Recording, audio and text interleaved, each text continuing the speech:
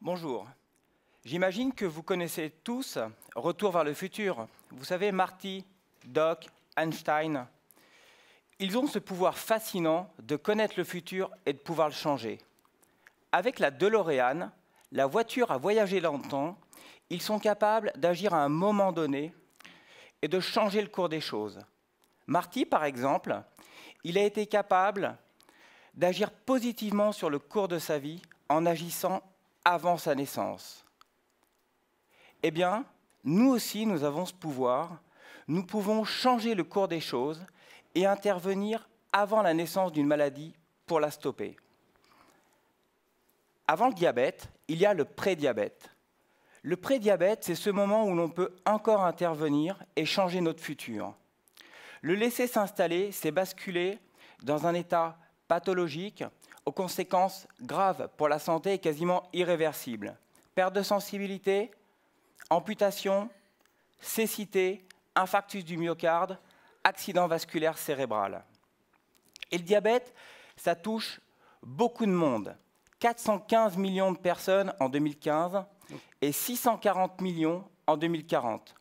Et vous savez combien ça coûte ? 673 milliards de dollars. C'est ce qui a été dépensé dans le monde, rien que pour cette pathologie, en une année. C'est comme si la France dépensait chaque année l'argent pour payer à chaque Français une voiture.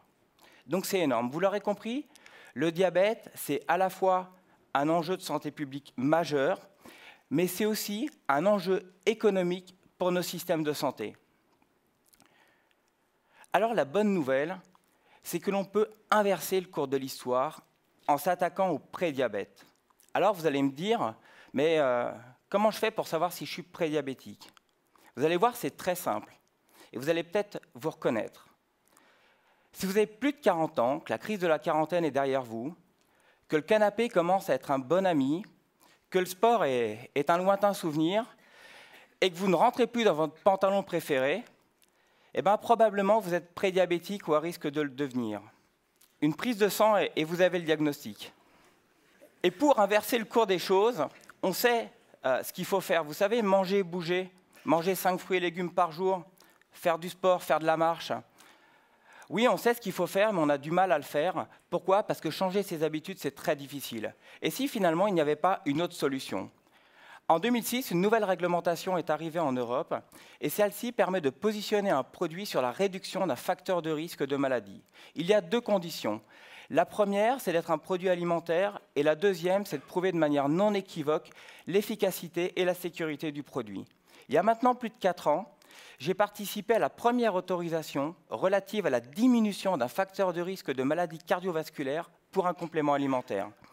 Et cette expérience, elle a changé ma vision des choses. Pourquoi ? Parce que je me suis aperçu qu'avec cette réglementation, pour la première fois, on pouvait vraiment positionner un produit en prévention.